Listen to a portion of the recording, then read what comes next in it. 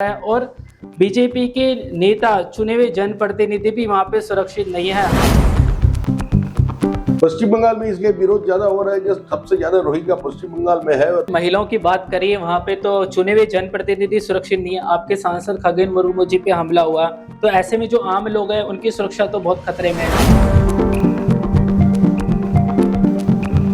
नमस्कार, आप Bharat news live देख रहे हैं। पश्चिम बंगाल की बात आती है तब भी हम देखते हैं कि टीएमसी की बात जरूर होती है और टीएमसी की गुंडागर्दी की बात जरूर होती है। और हम देखते हैं कि किस तरीके से टीएमसी के शासन में वहां पर अवैध घुसपैठ बढ़ रही है, रोहिंग्या मुसलमानों का लगातार वहां पे प्रकोप बढ़ता जा रहा है और बीजेपी के नेता चुने हुए जनप्रतिनिधि भी वहां पे सुरक्षित नहीं है। हमने देखा किस प्रकार खगेन मुर्मू जो चुने हुए जनप्रतिनिधि हैं उनको किस तरीके से मारा गया, उनको चोट पहुंचाई गई। तो इन तमाम मुद्दों पर बात करने के लिए हमारे साथ बीजेपी के राज्यसभा सांसद और बीजेपी के प्रदेश अध्यक्ष पश्चिम बंगाल के समीक भट्टाचार्य जी। सर, आप आज एसआईआर मुद्दे को लेकर अपने चुनाव आयोग के दफ्तर भी आप कल गए थे, क्या मुद्दा है? एसआईआर तो 12 राज्यों में लागू हो रहा है, लेकिन पश्चिम बंगाल में इसका विरोध ज्यादा क्यों हो रहा है? पश्चिम बंगाल में इसलिए विरोध ज्यादा हो रहा है जो सबसे ज्यादा रोहिंग्या पश्चिम बंगाल में है। और पश्चिम बंगाल में एक ही राज्य है जिस जगह की मुख्यमंत्री खुलेआम बांग्लादेशी घुसपैठियों का साथ दे रहे हैं और जनता का सामने खड़े होकर ये बोल रहे हैं कि घुसपैठ बोलकर कोई चीज नहीं है, इस पार और उस पार में कोई फर्क नहीं है, वो जाना आना तो चलता ही रहता है।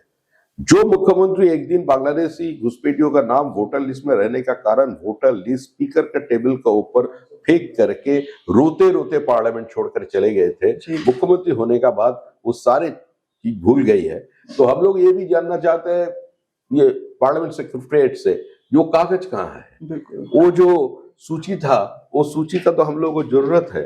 ये घुसपैठियों का नाम तो पश्चिम बंगाल में का स्थिति दूसरा प्रदेश से भिन्न है।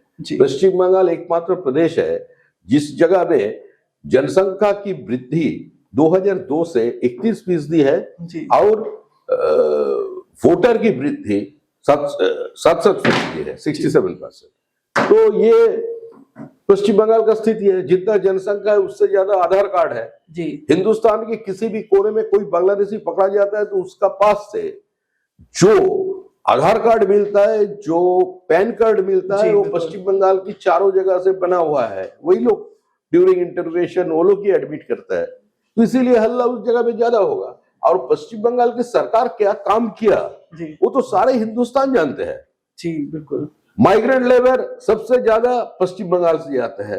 सबसे ज्यादा स्टूडेंट का एक्सोडस हो रहा है अभी पश्चिम बंगाल से।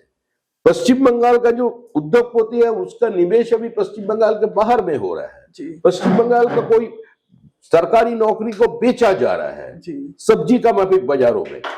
पश्चिम बंगाल में लॉ एंड ऑर्डर बोलकर कोई चीज नहीं है। पश्चिम बंगाल का खुद पार्टी का मंत्री बोल रहे हैं जब महिला को रात में घर से निकालना ठीक नहीं हुआ जी, तो महिला सुरक्षित नहीं है, ये खुद तृणमूल कांग्रेस बोल रहे हैं। सर, आपने महिलाओं की बात करी है, वहां पे तो चुने हुए जनप्रतिनिधि सुरक्षित नहीं है। आपके सांसद खगेन मुर्मू जी पे हमला हुआ, तो ऐसे में जो आम लोग हैं उनकी सुरक्षा तो बहुत खतरे में है। देखिए, आम लोगों का सुरक्षा खतरे में है तो ये तो सहज बात है। हमारा जो नेता विपक्ष है शुभेंदु अधिकारी, उसको जिंदा जला देने का कोशिश किया ये लोग उत्तर बंगाल में। तो जहां नेता विपक्ष का सुरक्षा नहीं है, जहां पार्टी अध्यक्ष सुकांत मजूमदार का गाड़ी 3 बार तोड़ा गया, उसका पहले दिलीप घोष का गाड़ी जो हमारा पूर्व अध्यक्ष था उसका गाड़ी 7 बार तोड़ा गया, उसका ऊपर शारीरिक हमला हुआ, तो ये तो पूरा प्रदेश देखा है।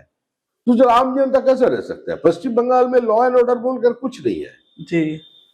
Total absence of law and order, anarchy है पश्चिम बंगाल में।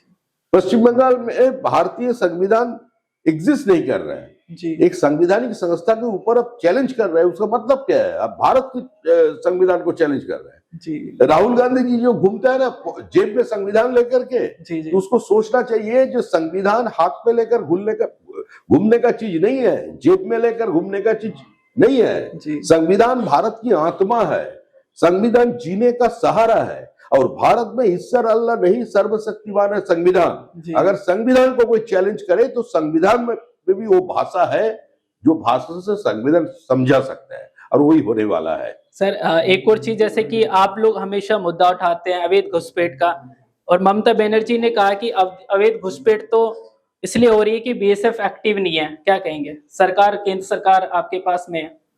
देखिए, पश्चिम बंगाल में 2200 किलोमीटर से ज्यादा एक पोरस बॉर्डर है जी। It is next to impossible एक फोर्स, एक एजेंसी इलीगल इमिग्रेशन बंद कर देगा जी। अगर पुलिस और स्टेट एजेंसीज और सेंट्रल एजेंसीज एकजुट होकर काम करें, अगर जनता में जागरूकता तैयार किया जाए और सारे पॉलिटिकल पार्टीज का भीतर एक पॉलिटिकल कंसेंसस डेवलप कर सकते हैं, तभी ये ह्यूमन ट्रैफिकिंग बंद हो सकता है। लेकिन हमारा जो अंदरूनी सुरक्षा है वो तृणमूल कांग्रेस का कारण, पश्चिम बंगाल की सरकार के कारण आज वो ठीक नहीं है। सर, एसआईआर को लेकर टीएमसी कहते हैं कि आप मुसलमानों के वोट कटवा दोगे एसआईआर के माध्यम से, क्या कहेंगे? लेकिन हम लोग तो हिंदू मुसलमान के हिसाब कर राजनीति नहीं करता है। हमारा पास सब पश्चिम बंगाल की निवासी है, हमारा पास पूरा देश भारतवासी है जी। तो जो इस देश की वासी है, चाहे वो मुसलमान हो, वो हिंदू हो, जो मुसलमान इस देश को अपना देश मानता है, हम लोग उसका साथ है। और जो खुलेआम ये बोलते हैं, बोला था किसी जमाने में, जब लड़के लेंगे हिंदुस्तान, हंस के लिया पाकिस्तान, जो खुलेआम सवाल करते थे, ये सवाल करते थे कि minority has the right to self determination, हम उसको साथ कैसे दे सकता है? सर, एक के चली दिलोड़े भाई। सर, एक आखिरी सवाल आपसे, एक आखिरी सवाल मैं पूछ रहा हूं, शेष करो कि आप अध्यक्ष बने, अभी आप अध्यक्ष बने, क्या विजन है 2026 के चुनाव को जीतने का आपके पास में विधानसभा के? देखिए, कौन अध्यक्ष है, कौन अध्यक्ष नहीं है, ये कोई सवाल नहीं है जी। कौन अध्यक्ष बना जी, ये भी कोई बात नहीं है। पश्चिम बंगाल की जनता इस बार ठान लिया है, जो किसी भी कीमत से ममता बनर्जी की सरकार को विसर्जन देके रहे जी। और ममता जा रही है, तृणमूल कांग्रेस का अंतिम दिन आ गए हैं जी। तृणमूल कांग्रेस का अंतिम यात्रा में अभी जनता पार्टिसिपेट करे, यही जनता की इच्छा है। और इस बार का जो चुनावी लड़ाई है वो जनता का साथ तृणमूल कांग्रेस का लड़ाई है। एक बाइनरी तैयार है, जो बीजेपी तृणमूल को हरा सकता है, ये बाइनरी भी सेट कर दिया पश्चिम बंगाल की जनता ने, तो इसीलिए हम लोग सत्ता पे आ रहे हैं। तो मेरे साथ है समीक भट्टाचार्य जी, बीजेपी पश्चिम बंगाल के अध्यक्ष। तो अब पश्चिम बंगाल में टीएमसी का लिए मुश्किलें खड़ी होने वाली है, क्योंकि 2014 के बाद हम देखते हैं कि सत्ता में बीजेपी की सरकार आई और लगातार अनेक राज्यों में बीजेपी की सत्ता हासिल कर पाई, और नरेंद्र मोदी जी का करिश्मा हमें देखने को मिला, लेकिन ये करिश्मा कहीं ना कहीं पश्चिम बंगाल में जाकर रुक गया। लेकिन इस बार जिस तरीके की तैयारी हो रही है, टीएमसी के बड़े लोग, बड़े नेता बीजेपी में आए, जो वातावरण वहां बन रहा है अवैध घुसपैठ के खिलाफ और ममता बनर्जी की योजनाओं के खिलाफ, तो जरूर बीजेपी अच्छा प्रदर्शन वहां कर सकती है।